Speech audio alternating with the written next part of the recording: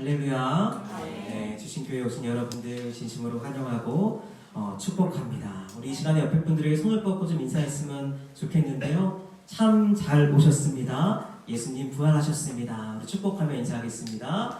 참 잘 오셨습니다. 예수님 부활하셨습니다. 아멘. 네, 한 번 더 인사할 때는 부활의 능력으로 승리합시다. 축복하며 인사하겠습니다. 부활의 능력으로 승리합시다. 아멘. 여러분, 예수님이 부활하시고 40일 동안 이 땅에 머무셨습니다. 지난 한 주 동안 40일 동안 이 땅에 머무셨던 이 성경의 기록들을 좀 찾아보았습니다. 예수님이 나타나셨던 부분들이 있는데요. 무덤가에서 이 막달라 마리아와 여인들에게 예수님이 나타나셨고, 엠마오로 가는 두 제자에게 나타나셨고, 베드로에게 나타나셨고, 도마가 없는 제자들에게 나타나셨고, 도마를 포함한 11제자에게 나타나셨고, 갈릴리 호수에서 또 제자들을 만나주셨고, 500여 명의 형제들에게 나타나시고, 야고보에게 나타나시고, 감람산에 나타나셨습니다. 이 말씀을 좀 보면서 제 마음에 실은 좀 답답한 마음이 생겨나는 것을 보았습니다. 여기 말고 다른 데는 안 나타나셨나? 왜 여기에만 나타나셨을까? 이러한 생각이 내 마음에 있는 것을 좀 확인할 수 있었습니다. 만약에 내가 예수님이라면 이런 곳 말고 나를 십자가에 못 박은 그 로마 병정들 앞에, 군인들 앞에 직접 찾아갔을 것 같고요. 만약에 내가 예수님이라면 빌라도에게 찾아가고, 제사장에게 찾아가고, 나를 못 박으라 했던 수많은 유대인들 앞에서 내가 정확히 부활했음을 보여주고자 하는 마음이 제 안에 있는 것을 보게 되었습니다. 여러분, 마블 영화 보신 적 있으세요? 이 어벤져스나 이런 영화를 보면요, 이 히어로가 등장할 때 굉장히 화려합니다. 막 아군이 거의 위기의 순간에 막 토르가 막 번개를 치면서 나타나면서 막 제압을 하고, 아이언맨이 막 멋지게 변신하면서 그 자리에 이 등장하는 모습들을 볼 수가 있는데요. 예수님이 만약에 이 천군 천사들과 함께 변두리가 아닌 예루살렘 한복판에서 내가 죽음에서 부활했음을 승천하시면서 보여주시고, 누구보다 화려하게 등장하시고, 그 가운데 나를 죽이고자 하는 자들을 심판하고자 했으면 어땠을까 한번 생각해 보았습니다. 근데 예수님이 하신 행동은요, 실은 반대입니다. 아예 반대예요. 처음 예수님의 부활을 목격한 사람이 누구죠? 막달라 마리아예요. 이 막달라 마리아는요, 7 귀신 들었던 사람이에요. 한 귀신도 아니고 7 귀신. 그 7 귀신 들 여인이 처음 보고 부활을 전하라고 하거든요. 예수님께서 부활을 목격한 사람으로 전했을 때, 여러분, 이 부활이 실은 상식적이진 않잖아요. 이 상식적이지 않은 얘기를 7 귀신 들렸다가 치유는 받았지만 그 사람이 전하면 여러분, 그것이 어떠한 효과가 있었겠습니까? 당시 문화를 고려해보면 여성은 이 법적 증언의 효력도 없을 정도로 낮은 신분이었어요. 지금은 누구보다 높으십니다. 네, 그때는 그랬어요. 그때는. 네. 그런데 귀신까지 들렸었으니 누가 이것을 신뢰했겠습니까? 예수님이 나타난 곳을 보면요, 영향력 있는 힘 있는 사람들 앞에 나타난 것이 아닙니다. 자신의 제자들, 형제 야고보, 또 예루살렘에 나타나신 것이 아니라 감람산, 갈릴리 호수에 나타나셨어요. 실은 주님의 사역을 볼 때도 마찬가지입니다. 로마 한복판에 가셔서 상위 1%의 사람들을 변화시켜가지고 세상을 변화시키는 일을 하지 않으셨어요. 아픈 자들, 병자들, 갈릴리 나사렛 촌동네에서 도움이 필요한 사람들과 함께 했는데, 그 영향력은 실제로 어마어마한 것을 보게 됩니다. 예수님이 부활 후에 내가 부활했음을 보였던 것은요, 여러분, 세상을 심판하고자 했던 것은 아니에요. 오히려 세상을 구원하고자 하는 주님의 섭리를 보게 됩니다. 한 영혼이라도 더 구원하고자 하는 하나님의 마음이 담겨 있는 것입니다. 예수님 십자가에 못 박혀 죽으실 때 이렇게 고백하시죠. 가상 7원 중에 아버지여 저들을 사하여 주옵소서. 자기들이 무엇을 하는지 모릅니다. 가상 7원 중에 또 하나는 오늘날 내가 나와 함께 낙원에 있으리라. 마지막까지 옆에 있는 강도를 구원하시고자 마지막까지 나에게 고통을 주는 그들을 긍휼히 여기셨던 것이 예수 그리스도의 마음입니다. 그러면서 주님이 부활하면서 집중했던 것은 화려한 등장 가운데 심판하는 것이 아니라 예수님이 집중한 것은 나의 제자들 한 명 한 명에게 집중하세요. 대부분 제자를 만난 거예요. 제자들, 나를 믿었던 사람들을 만나면서 못자국난 손을 직접 만져보게 하셨어요. 만져보라고 권하셨습니다. 그러면서 하나님을 믿는 사람들이 주님의 신실하신 가운데, 주님의 부활하신 가운데 신실함으로 나아갈 수 있도록 그들이 주님의 뜻을 따라갈 수 있도록 도와주셨던 것입니다. 우리 21절 말씀을 같이 읽도록 하겠습니다. 함께 읽겠습니다. 예수께서 이르시되 너희에게 평강이 있을지어다. 아버지께서 나를 보내신 것 같이 나도 너희를 보내노라. 아멘. 여러분, 주님이 그 제자들, 예수님을 믿는 사람들에게 와서 확신을 주셨던 이유는 무엇이냐면 아버지께서 나를 보내신 것 같이 나도 너희를 보내노라. 여러분, 이 말씀을 잘 새겼으면 좋겠어요. 주님이 부활하신 다음에 그 귀한 40일 동안 하셨던 게 제자들을 만나고 하나님 나라를 선포하시고 그 가운데 하나님이 나를 보냈는데 나도 너희를 보낸다 하면서 우리에게 부활의 증인으로 살아가라고 말씀해 주시는 것입니다. 여러분, 그러한 은혜가 우리 가운데 있을 수 있기를 주님의 이름으로 축원합니다. 여러분, 예수님 부활하셨어요. 그 부활은 바로 심판하고자 하는 것이 아니었습니다. 이 땅을 긍휼히 여기셨고 우리를 긍휼히 여기셨고 한 영혼도 더 구원하고자 하셨고 우리가 부활의 증인으로 살아가기를 바라셨는데 여러분, 부활의 증인의 삶을 살아가고 계십니까? 지난주에 우리가 이 주신교회에서 이 부활절 달걀을 만들어가지고 이웃들에게 이렇게 전달하는 시간들을 보냈는데 잘 전달했는지 모르겠습니다. 그 중에 이제 몇 분이 피드백을 주셨는데 저희가 이제 이 달걀을 나눠주려고 한 교회에 장애인 공동체를 찾아갔습니다. 큰 교회고 또 우리한테 고마운 교회이기 때문에 뭐 작은 교회가 큰 교회를 도울 수 있습니다. 섬기고자 또 찾아갔는데 그날따라 부활주일이다 보니까 이 헌혈차가 와가지고 또 부활주일에 성도님들이 많이 오셨잖아요. 주차 대난인 거예요. 근데 이 헌혈차가 떡하니 장애인 주차장에 세워놨더라고요. 실은 그러면 안 되긴 하는데 어쨌거나 장애인 주차장이 꽉 차 있기 때문에 어쩔 수 없이 주변을 돌기 시작했어요. 주변을 돌아서 이 유료 주차장을 발견했고 그 유료 주차장에 차를 세웠습니다.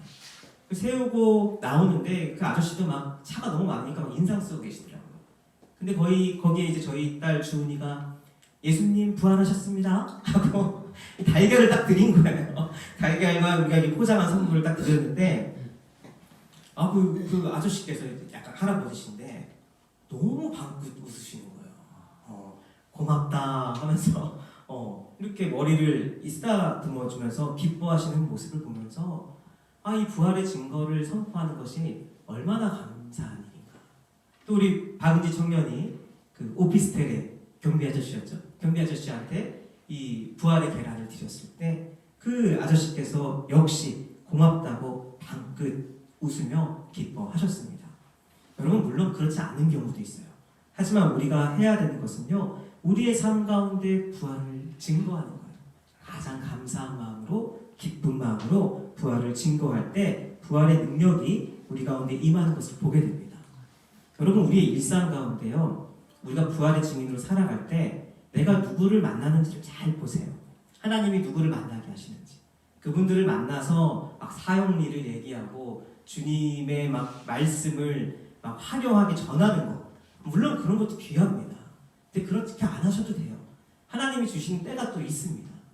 대신 그것보다도 내 주위에 있는 이웃들이 어떠한 표정으로 살아가는가, 도움이 필요하진 않는가, 같이 일하는 동료에게 커피 한 잔을 나누면서 예수님 부활하셨습니다. 좀 민망하면 그냥 해피 이스터 그래도 돼요. 해피 이스터. 그러면서 그것을 전하고 함께 해나갈 때에 실제로 나의 삶의 여정 가운데 부활의 증인으로서의 삶을 감당하며 나아갈 수 있는 것입니다. 우리 옆에 분들과 함께 인사했으면 좋겠는데요. 부활의 증인으로 살아갑시다. 축복하며 인사하겠습니다. 부활의 증인으로 살아갑시다. 아멘. 아까 우리 일찍 오신 성도님을 통해서 요즘 천성교회가 열심히 전도한다는 이야기를 들었습니다. 여러분 얼마나 귀하고 복된 것인지 모릅니다. 우선은 꾸준히 한번 해보세요. 예전엔 저는 이제 신학교를 나오다 보니까 논쟁도 많이 했어요. 지하철에서 전도한 게 맞습니까? 부터 해가지고 막 논쟁을 한참 하고 막 이야기했는데 저를 사랑하는 멘토 목사님이 우선 가봐. 우선 가보고 말해. 그래서 제가 갔죠. 가서 복음을 전했는데 역시 제가 예상한 대로 아무도 안 듣고 거의 민폐 캐릭터더라고요. 제가 막 전하는데 이렇게. 그리고 막상 지하철에서 전도를 하려고 하면요. 문이 닫히고 갈 때 해야 돼요. 그래서 사람들이 좀 듣습니다. 네. 문이 닫히고 갈 때 얘기하려고 하는데 말이 안 나오더라고요. 막상 서보니까 못하고 또 못하고 한 3역을 그냥 갔다가 4번째 역 때 이제 용기를 내서 이걸 드리고 어느 교회에서 나왔습니다 하고 전했는데 아무도 안 들으세요. 근데 한 아이가 똘망똘망한 소리로 저 아저씨 뭐 하는 거야? 저 그때 학생이었는데 어쨌든 저 아저씨 뭐 하는 거야? 이렇게 엄마한테 물어보더라고요. 그러니까 엄마가 저 아저씨 예수님 믿어서 예수님 전하는 거야. 아마 교회 다니는 가정이었던 것 같아요. 근데 그 한 장면을 보면서 제 안에 얼마나 큰 은혜가 있었는지 모릅니다. 99명이에게 방해를 주고 해를 끼치면 안 되겠죠. 하지만 우리가 그들을 배려하면서 복음을 전할 때 얼마나 큰 은혜가 있는지 모릅니다. 오늘 오후에는 복된 교회라는 교회에서 방문합니다. 제가 나온 지 6년이나 됐는데 개척한다고 축복해준다고 성도님들 오시는데요. 그 교회는 4년 동안 제가 이제 전도부 담당이었는데 화요일부터 토요일까지 매일 전도를 했어요. 매일 나가는 거예요. 네, 매일 나가면 아주 전략이 바뀝니다. 네, 그냥 섬겨요. 그냥 뭐 전하지도 않아요. 그냥 항상 떡볶이 만들어서 저희 호두과자 만든다고 너무 좋은 거 만들어서 드려요. 사랑합니다 하고 드려요. 한 달, 2달, 석 달 계속 드리면 왜 드리지 싶은 거죠. 고마운 거죠. 기다려줍니다. 그리고 전도잔치 할 때요. 저희가 막 인위적으로 하지 않았는데도 한 300명, 400명 오고 그랬어요. 그게 왜냐니까 고마우니까 그냥. 배고플 때마다 뭘 주니까 고마우니까. 그분들이 열매를 맺었냐? 그 또 다른 문제예요. 하지만 매년 오세요. 교회를 들락날락하면서 열매 맺는 분들이 조금씩 생겨나는데 그 부활의 증인의 삶을 살 때 얼마나 하나님이 주시는 은혜가 있는지 모릅니다. 기도할 때마다 하나님께 칭찬받는 느낌도 받고요. 또 복음을 전하고자 할 때 잘 되지 않아서 소금 맞은 적도 있거든요. 소금을 맞고 오는데 기분이 되게 나빴다가 좀 이따 되게 기분이 좋아지더라고요. 하나님 제가 주님을 위해서 소금도 맞습니다. 그러면서 실제로 하나님과 나와의 관계에서 풍성한 영적인 추억들이 생기는 거예요. 여러분 그러한 전도의 열매를 맺는 귀한 성도님들 될 수 있기를 주님의 이름으로 축복합니다. 19절 말씀을 같이 읽도록 하겠습니다. 함께 읽겠습니다. 이날도 안식 후 첫날 저녁 때에 제자들이 유대인들을 두려워하여 모인 곳에 문을 닫았더니 예수께서 오사 가운데 서서 이르시되 너희에게 평강이 있을지어다. 아멘. 제자들이 예수님의 부활을 경험하고 듣고 나서 그 다음에도 제자들이 했던 행동들은 무엇이냐면 문을 걸어 잠그고 숨어 있었던 거예요. 보면은 문을 그냥 문이 아니라 문들을 걸어놓았다고 되어 있죠. 문들을 닫았더니 그 문을 2중 3중으로 막 잠궈가지고 꽁꽁 숨어 있었던 거죠. 그 이유가 무엇이냐면 예수님을 죽인 유대인들과 로마 정부가 그의 제자들도 죽일까 우리들도 죽일까 하는 두려움 가운데 숨어 있는 모습을 볼 수 있습니다. 여러분 이 제자들은요 예수님께 3년 동안 이 훈련받은 제자들이에요. 같이 먹고 마시는 제자들이죠. 근데 그럼에도 불구하고 두려움 가운데 벌벌 떨고 숨어 있는 것인데 오늘날 교회로 이야기하면요 예수 그리스도의 부활을 인격적으로 만나지 못한 성도들을 얘기하는 거예요. 교회를 다니고 있지만 주님의 부활을 인격적으로 만났는지, 그리고 부활의 신앙으로 살아가는지 그렇지 않은지는 굉장히 큰 차이가 있습니다. 그러한 사람들을 정죄할 필요는 전혀 없습니다. 교회에 오셔서 차츰차츰 하나님을 만나는 은혜가 있으면 돼요. 하지만 나의 신앙이 10년, 20년이 넘었는데도 제자리 걸음같이 느껴진다면 내 안에 부활의 신앙이 작동하고 있는지 꼭 돌이켜 봐야 할 것입니다. 여러분, 우리는 하나님의 말씀을 듣는 것보다 세상에 속해 있는 시간들이 많아요. 세상에서 굳이 무슨 강연을 듣지 않아도 그 메시지들이 계속 다가옵니다.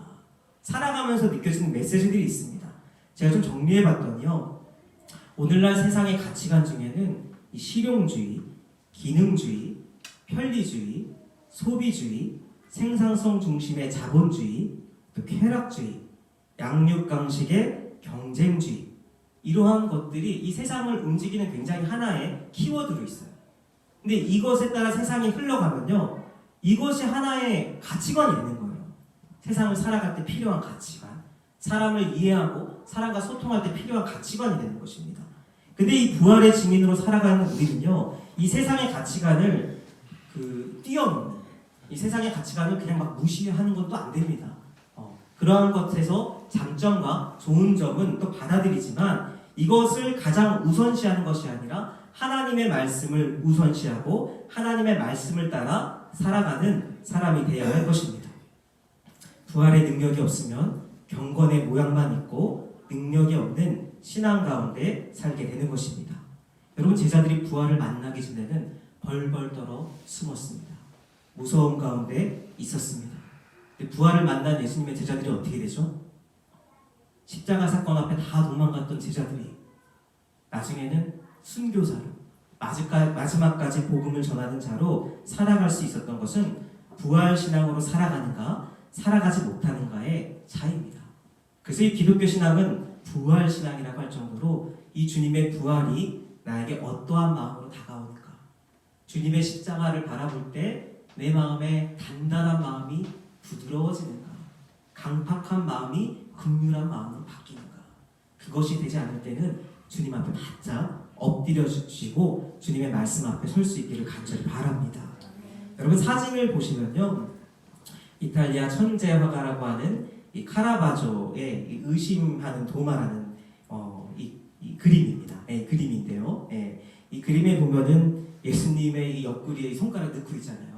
근데 실은 예수님 넣어보라 하셨는데 제자들이 정말 넣는지는 모르겠어요. 근데 이제 그렇게 실제적으로 주님이 보여주신 거예요. 옷자국 난 손 만져봐라, 손가락 넣어봐라, 옆구리 손가락 넣어봐라, 만져봐라. 실제로 예수님께서 그 제자들에게 나타나셔서 내가 정말 부활한 예수 그리스도임을 보여주셨던 것입니다. 여러분, 그때요, 제자들이 변화받기 시작합니다. 우리 20절 말씀을 같이 읽도록 하겠습니다. 함께 읽겠습니다. 이 말씀을 하시고 손과 옆구리를 보이시니 제자들이 주를 보고 기뻐하더라. 21절도 읽겠습니다. 예수께서 또 이르시되 너희에게 평강이 있을지어다. 아버지께서 나를 보내신 것 같이 나도 너희를 보내노라. 아멘.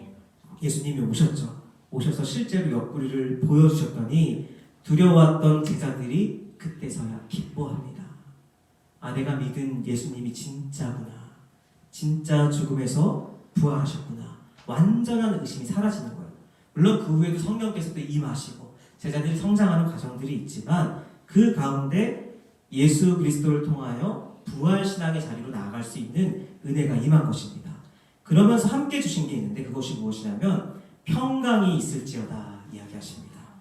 여러분, 예수님께서 계속 평강을 말씀하시는데 20장 19절에 너희에게 평강이 있을지어다, 21절에 예수께서 또 이르시되 너희에게 평강이 있을지어다, 26절에 평강이 있을지어다. 잘 알다시피 반복해서 말씀하시는 것은 이 강조점을 두시는 거예요. 여러분, 어떤 평강이 우리한테 임했을까요? 궁극적으로 예수님이 평강이 있을지어다 하면서 평강을 주셨는데 내 마음은 평강이 없을 수도 있잖아요. 그렇죠? 내 마음은 변화가 없어요. 여러분, 우리가 잊어버리면 안 되는 것이 무엇이냐면 이전까지 예수님이 부활하시기 그 전까지는요, 하나님과 우리 사이에 해결할 수 없는 문제가 있었어요. 그게 뭐죠? 죄. 여러분, 우리가 이것을 너무 당연시 여기는 시대에 살고 있죠.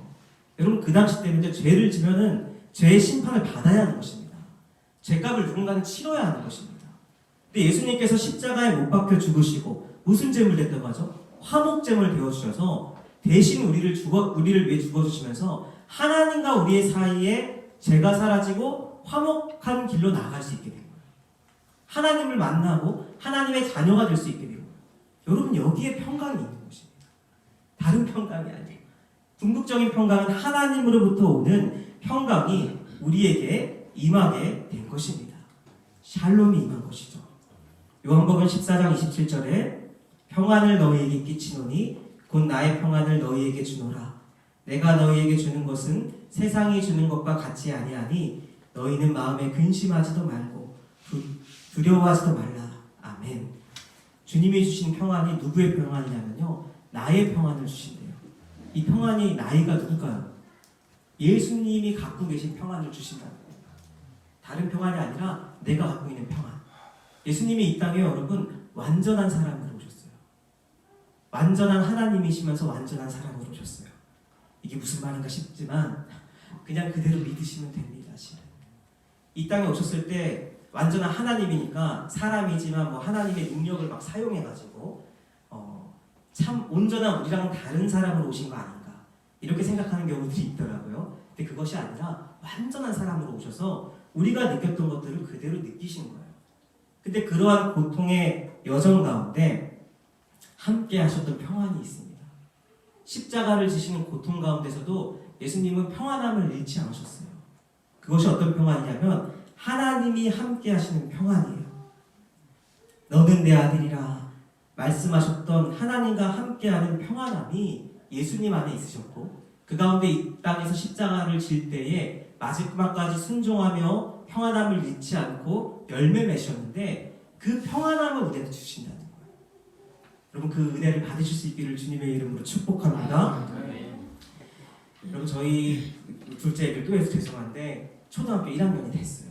1학년이 돼가지고 이제 학교를 갔습니다. 학교를 갔는데 아직은 1학년이니까 이제 학원 버스 타고 이런 거를 이제 부모인 저희가 좀 도와줘야 되더라고요. 그래서 이 도와주는 과정 가운데 적응기에 있는데 지난주에 이제 주은이가 나왔어요.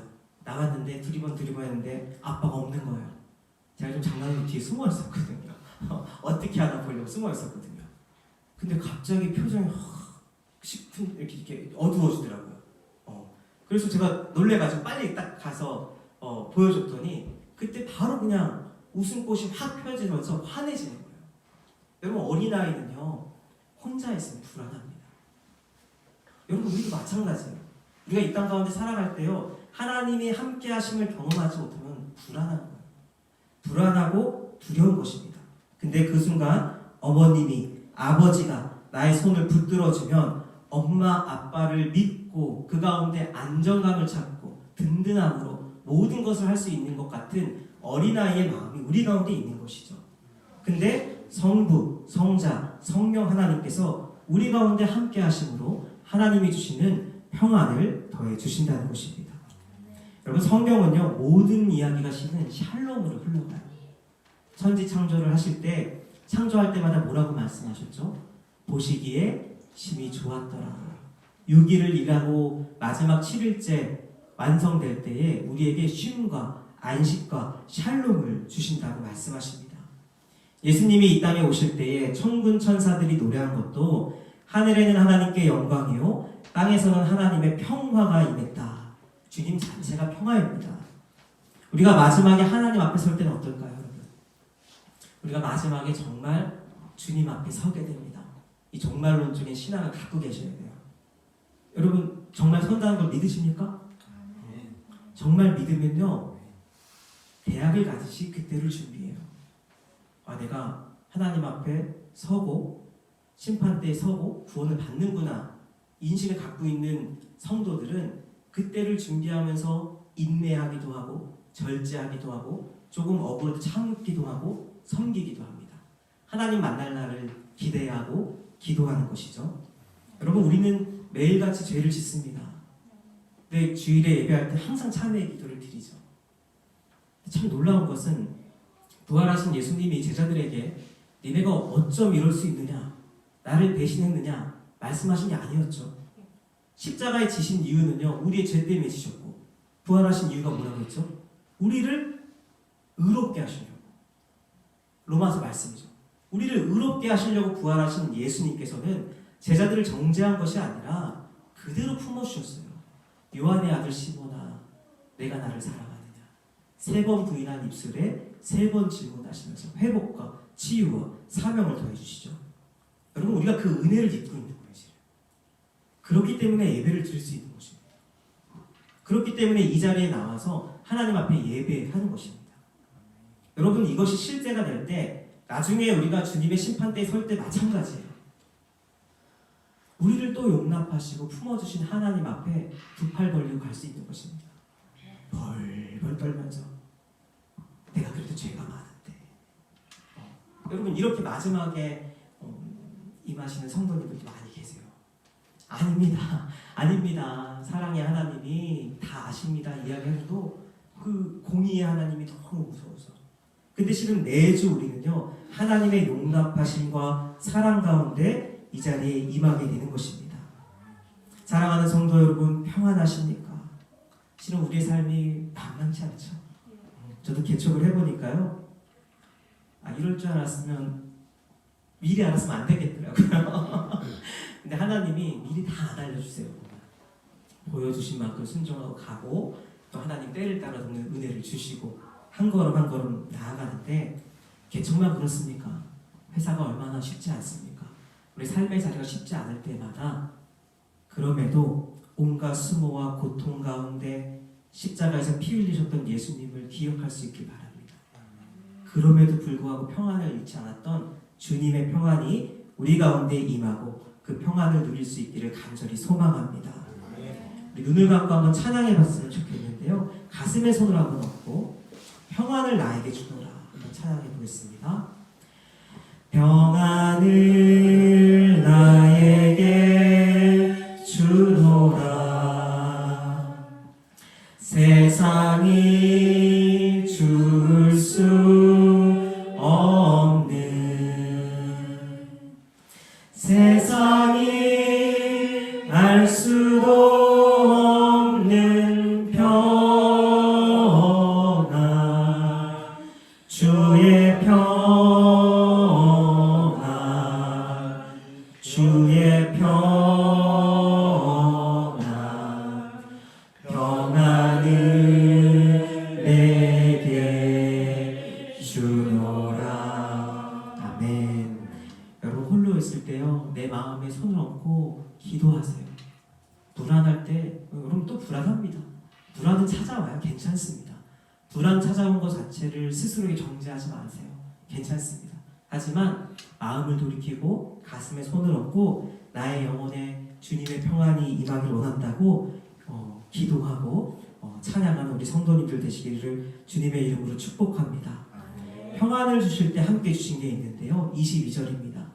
이 말씀을 하시고 그들을 향하사 숨을 내쉬며 이르시되 성령을 받으라. 예수님 부활하시고 승천 전에 이 평안을 주시면서 성령을 받으라. 이 사람을 창조할 때 숨으로 창조했던 것처럼 이 숨으로 성령을 우리에게 주셨는데, 예수님은 내가 떠나가는 게 너희에게 더 유익하다고 말씀하세요. 성령님이 임하는 게 더 유익하다고 말씀하십니다. 그 이유가 무엇이냐면 예수님은 인간의 몸으로 오셨어요. 더 힘들고 고통스러운 낮은 자리에 스스로 오셨어요. 그렇기 때문에 앞에 계시면 계신 거고, 당시에 앞에 안 계시면 안 계신 거죠. 성령께서는요, 시공간을 초월하고 오셨어요. 그래서 우리의 마음 가운데, 우리가 모여서 함께 예배하는 자리 가운데 항상 함께 하여 주십니다. 이루 말할 수 없는 탄식으로 우리를 위하여 중보하여 주시고요, 우리의 말씀을, 하나님의 말씀을 기억나게 하시고 깨닫게 하시고 그 말씀대로 살아갈 수 있는 힘을 더해 주십니다. 여러분, 저는요 전적으로 100% 믿습니다. 내가 목사님에도 불구하고 성령께서 안 도와주면요 이 교회 자체를 못 들어와요. 하나님이 보호해 주셔서 이 자리에 있는 것입니다. 실족하지 않고 그래도 사고 치지 않으려고 몸부림은 치죠. 애는 썼다라고 얘기하지만 전적으로 하나님이 하시는 거예요. 그 성령의 이 역사입니다. 그러면서 마지막으로 우리에게 부탁하시는 23절 말씀을 같이 읽겠습니다. 시작. 너희가 누구의 죄든지 사하면 사하실 것이고 누구의 죄든지 그대로 두면 그대로 있으리라 하시니라. 아멘. 부활하신 예수님께서 평안을 주시고 성령을 주시고 마지막으로 하신 말씀 여러분 잘 기억했으면 좋겠어요. 잘 모르세요. 많이들 듣고 그냥 지웁니다. 많이들. 그게 뭐냐면 용서하라. 용서. 여러분 용서라는 주제가 굉장히 어렵습니다. 특별히 이 얘기를 할 때마다 조심스러워요. 너무 마음이 아픈 사람들은 강요한다고 바로 받아들이거든요. 제가 사랑하는 청년과 대화할 때도 그 청년이 이거 좀 힘들어하는 거예요. 제가 그 기도 제목을 잘 알고 양육자와의 관계도 잘 알기 때문에 왜 힘들어하는지 잘 알고 있습니다.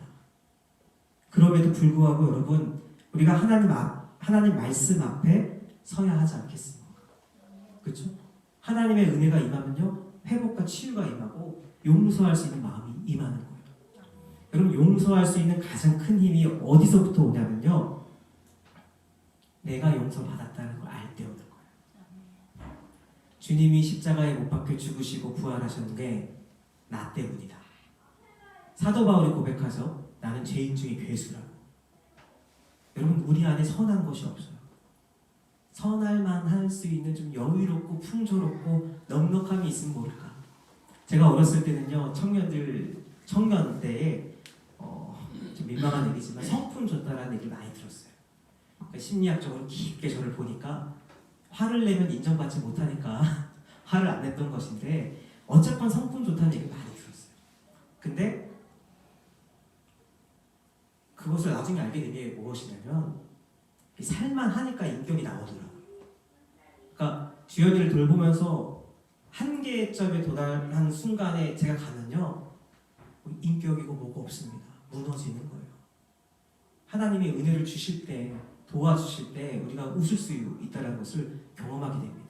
그러면 어린아이들과 재밌게 놀아주면은 마지막에 막 밤에 신나게 놀아주고 잘 시간에 안 자고 계속 놀아주고 한 10시쯤 놀아주면요 아이가 이제 막 졸려가지고 짜증이 가득하면 아빠 발로 차면서 엄마 오라고 그게 이제 아이가 막 못 되는 게 아니라 이게 막 너무 졸렸고 이제 피곤한 거예요. 그러면 여러분 그 순간 무너집니다. 그리고 하나님께서 좋은 환경과 여건을 주셔서 우리가 지금 살고 있는 거예요. 근데 실은 우리의 실체를 깊숙이 들어가면요 사도 바울이 실은 그 누구보다 선교 여행하며 열심을 다한 사람 아닙니까?